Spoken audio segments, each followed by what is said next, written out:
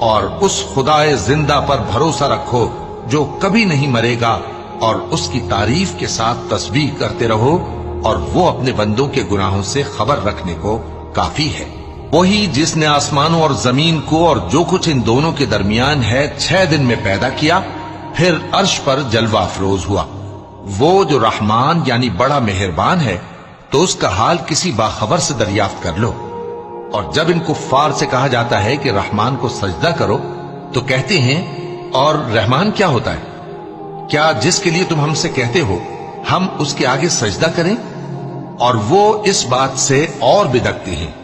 بڑی برکت والا ہے وہ جس نے آسمان میں برج بنائے اور ان میں آفتاب کا نہایت روشن چراغ اور چمکتا ہوا چاند بھی بنایا۔ اور وہی تو ہے جس نے رات اور دن کو ایک دوسرے کے پیچھے آنے جانے والا بنایا۔ یہ باتیں اس شخص کے لیے جو غور کرنا چاہے یا شکر گزاری کا ارادہ کرے، سوچنے اور سمجھنے کی ہیں۔